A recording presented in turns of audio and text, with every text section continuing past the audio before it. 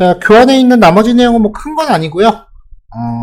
폼 객체를 대상으로 해서 리셋이라는 메서드를 호출하면은 그 버튼에 리셋 버튼 있죠? 그거 누른 것처럼 모든 입력 상태를 초기화한다. 그 내용이고요. 뒤에는 이제 서브밋. 요거는 앞에 예제에서 이미 봤었던 거니까 넘어갈게요.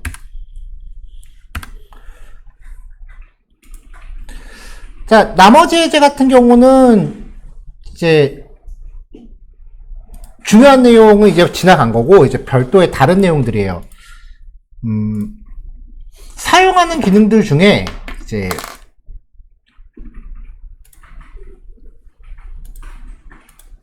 포커스라는 이벤트가 있어요. 자, 클래스가 주민인 요소에 대해서 두 개죠. 반복 돌면서 포커스 이벤트와 블러라는 이벤트를 겁니다. 요 이벤트 두 개가 서로 반대되는 이벤트인데요. 인풋 태그가 이렇게 있잖아요.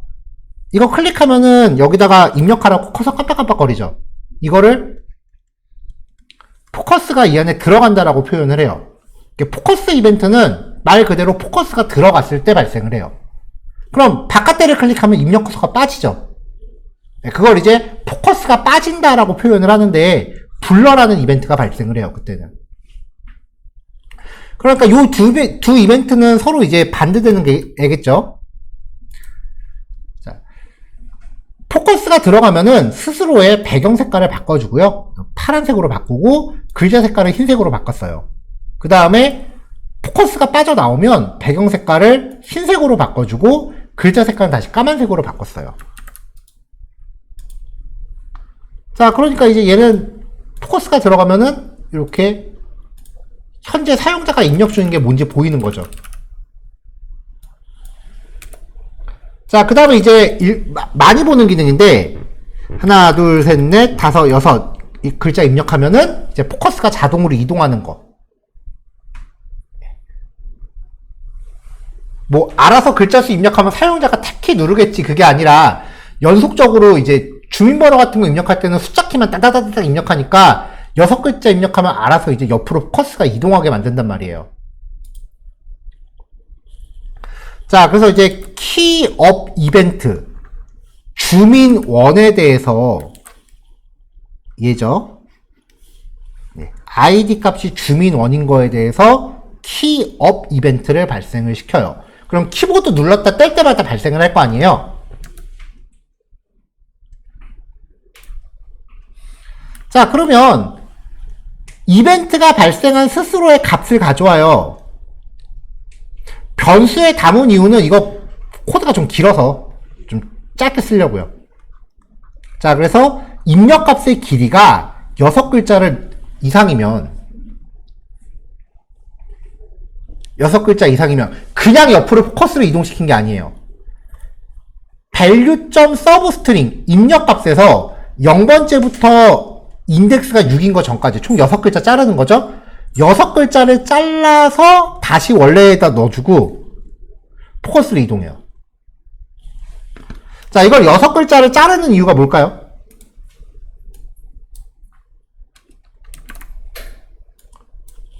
하나, 둘, 셋, 넷, 다 키보드가 겁나 빨라서 순식간에 7글자를 입력한다. 그건 아니고요. 요런 상황을 대비한 거예요.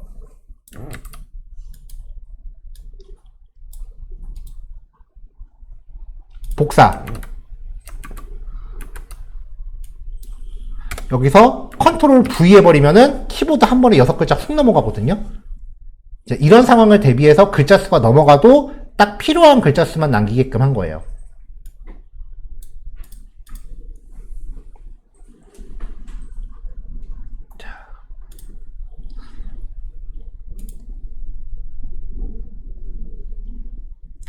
자, 그 다음에 이제 다음 내용은 이런 상태도 이제 종종 사용하는데, 자, 지금 여기는 입력을 못하게 잠겨 있어요.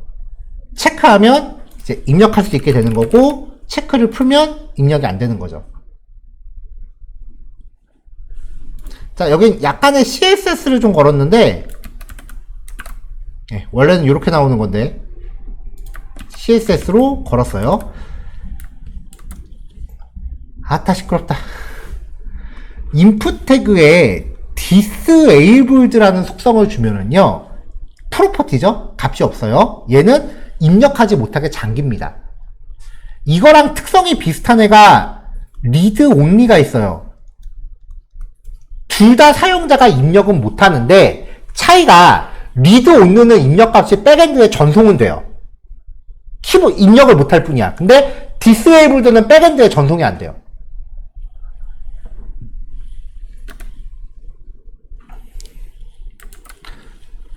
자, 여러 번 얘기했는데 어트리뷰트는 값을 갖는 속성. 자바스크립트 입장에서는 어트리뷰트라고 부르고요. 프로퍼티는 값을 갖지 않는 속성. 어트리뷰트는 세터나 게터 메서드가 있고요. 그 다음에 프로퍼티는 그 자체가 true, false의 값을 갖아요. 왜냐면 속성이 명시돼 있냐 안 돼 있냐만 중요한 거지 이런 애들처럼 값이 존재하는 게 아니니까 메서드가 다를 수밖에 없죠. checked, read only, selected 같은 거. 자, disabled들은 true가 들어오면 속성이 명시된 거죠. 입력을 못하게 비활성 상태가 돼요. 그리고 false라는 거는 이 속성이 없다는 거예요. 그러면 입력할 수 있게 활성 상태가 돼요. read only는 true라고 하면 읽기 전용, false면은 읽기 쓰기 겸용. checked는 true면 체크된 거, false면 체크 안 된 거. selected는 true면 선택된 거, false면 선택 해제된 거. 여기서 하려는 건 요 입력 태그를 체크하면 얘가 입력 가능하게 할 거예요. 그러면 checked가 true일 때 활성 상태가 돼야 된다는 거죠. input 태그의 checked가 true이면 이 텍스트에 대한 disabled는 false가 돼야 돼요. 값이 뒤집히죠? 자, 그래서 input enable에 대해서 change 이벤트가 발생했을 때 스스로의 checked에 느낌표 붙여서 disabled에 넣어주면 값이 뒤집히죠. 이렇게 하면은 간단하게 이렇게 그 입력에 체크에 따른 활성 상태를 제어할 수 있어요. 이거 보통 회원 탈퇴 같은 거 탈퇴 사유 입력할 때 기타 해놓고 이런 식으로 UI 들어가요. 자, 나머지는 조금 어렵기는 해요.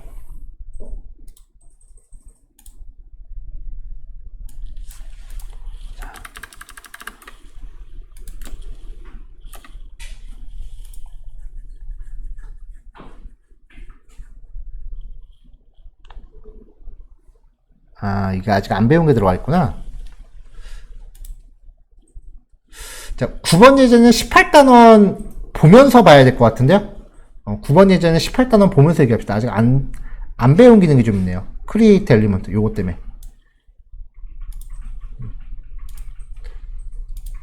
자, 9번 예제는 18단원 본 다음에 넘어오는 걸로 하고요.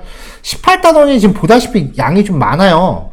그래가지고 18단원이 지금 시간 내에 정리가 될지 잘 모르겠어서 일단은 그러면은 19단원 이거 예제 2개밖에 없거든요. 요거부터 지금 요번 기회에 같이 정리할게요. 내가 봐서는 요거까지 하면 오늘 진도 더 나가기가 좀 힘들 것 같아서.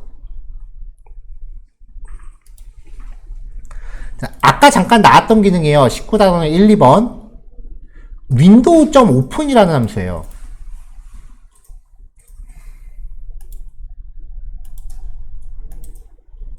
자, 링크가 하나, 둘, 셋, 4개가 있고요. 자, 요 4개에 대해서 전부 다 클릭 이벤트를 걸었어요. 첫 번째는 그냥 간단하게 window.open이라고 하면서 링크에 클릭 이벤트 걸 때는 첫 줄에 2.prevent 디폴트 걸라 그랬죠? 자, 그러면서 open.html이란 파일로 파라미터를 줘요. open.html은 미리 만들어 놨습니다. 별거 없어요. 그냥 이렇게 있는 거예요.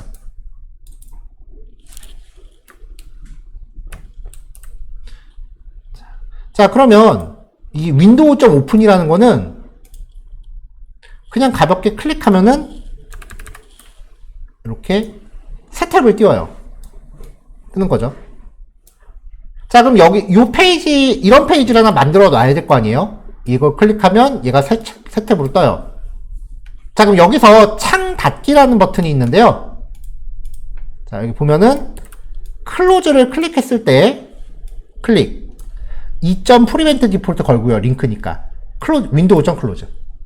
윈도우.오픈은 새 창 여는 거고 윈도우.클로즈는 현재 창 닫는 거고. 누르면 닫혀요.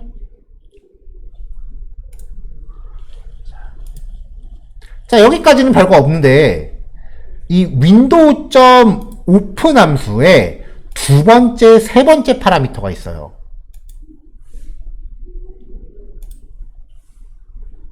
일단은 세 번째 파라미터부터 얘기합시다. 두 번째, 세 번째 파라미터가 있으면은 요 페이지를 팝업 창으로 엽니다. 자, 그 이후의 내용들은 팝업 창의 옵션이에요. width, height, 팝업 창 가로 크기, 세로 크기. 그 다음에 스크롤바 no, 스크롤바 표시 안 함, 툴바 no, 툴바 표시 안 함, 메뉴바 no, 메뉴바 표시 안 함, 스테이터스 no, 상태바 표시 안 함, 로케이션 no, 주소 표시줄 표시 안 함. no, yes만 들어가거든요. 이게 원래 자바스크립트 원래 규격인데 요즘 브라우저들은 width랑 height를 빼고는 나머지 옵션을 지원을 안 해요. 이렇게 하면 팝업이 떠요.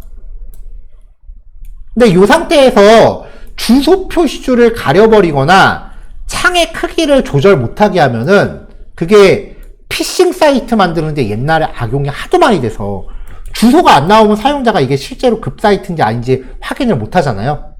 그래서 이제 자바스크립트 스펙에는 있는 내용들인데 브라우저사들이 이 옵션을 지원을 안 하기 시작을 했어요. 네, 그렇게 정리하시면 돼요. 자, 두 번째 파라미터. 얘가요, 없으면, 이렇게 빈 문자열이면 작동할 때마다 팝업을 새로 띄워요. 아이고, 요거죠. 이렇게 팝업을 매번 새로 띄워요. 이렇게요.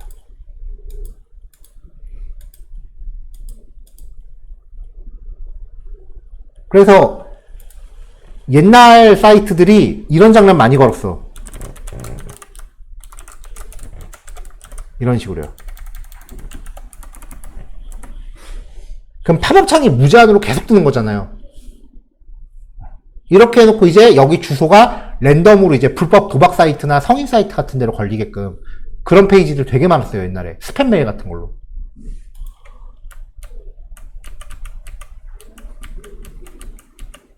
그래서 사무실에서 업무 보다가 성인 사이트 무한 루프 뜨면서 떠갖고 쪽당하는 사람 되게 많았어요, 옛날에. 자. 근데 요즘은 브라우저 단에서 팝업 창을 막는 기능들도 있잖아요. 그래서 만약에 브라우저 레벨에서 팝업 창이 막혀 있다면 리턴 값이 fails로 떨어져요. 그때는 팝업 차단을 해제해 주세요 라고 하면 되고요. 그리고 else로 갔다는 건 팝업이 떴다는 거죠. 팝업 창한테 포커스를 강제로 부여하면은 팝업 창이 뒤에 숨어버리는 걸 방지할 수 있어요. 자, 그럼 요 두 번째 파라미터 역할은 뭐냐? 자, 이번에는 네이버를 띄웠거든요. 요 두 번째 값을 열면은 이게 일종의 객체 이름이라고 보시면 돼요. 그러면은 두 번째 파라미터가 이름으로 부여되면 여기서 내가 다른 페이지를, 얘는 참 이거 막아놨네. 요 안에서 뭐 이렇게 다른 페이지로 이동했다고 해서 여기서 만약에 이동을 한다고 치면 얘네가 탑에서 막아놨나? 여기서 이렇게 이동했죠. 자, 이 상태에서 아까 그 팝업을 또 열면은 기존의 팝업 창을 재사용해요. 그러니까 두 번째 파라미터 값을 부여를 해놓으면은 팝업 창한테 이름을 미리 부여한 다음에 같은 이름의 팝업 창이 또 열리면 기존 창을 다시 재사용해요. 그래서 네 번째 링크를 보면은 지금 두 개가 이름이 똑같아져 있죠. 그럼 일단은 둘 중에 아무거나 클릭하면 일단 팝업을 하나 연단 말이에요. 그 다음에 다른 링크를 또 클릭하면은 아까 그 팝업 창에서 주소만 바뀌는 게 돼요. 이름이 똑같으니까. 그래서 팝업을 한 개만 띄워야 되는 경우는 이름을 부여하시면 되고요. 팝업을 뭐 개수 제한 없이 띄우고 싶으면은 이름을 비워 놓으시면 되고요. 이렇게 처리를 하시면 됩니다.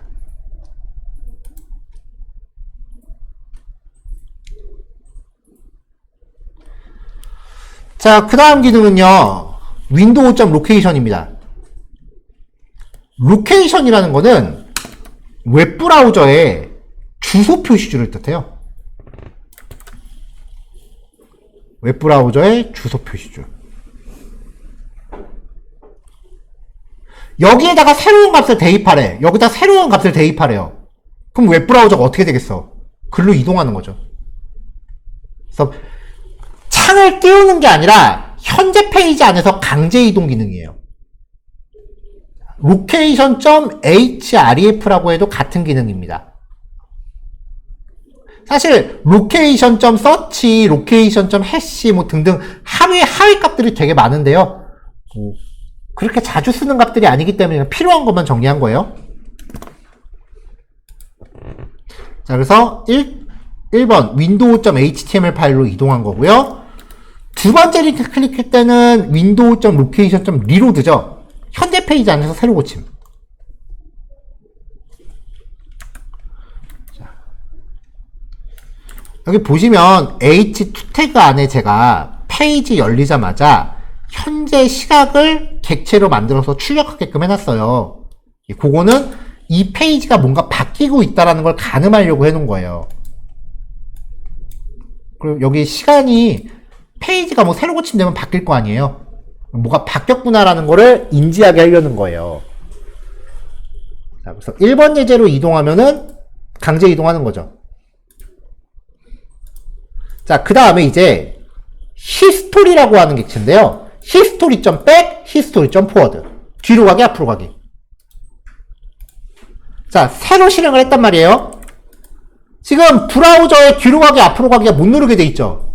그럼 history.back하고 forward도 작동을 안 해요. 이거랑 똑같은 기능이니까. 자, 그럼 1번 페이지로 갈게요. 1번 예제로 이동을 해요.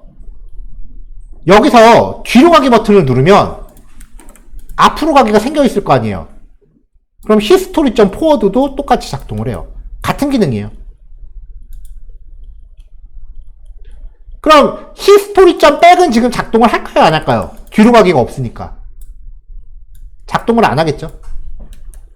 네.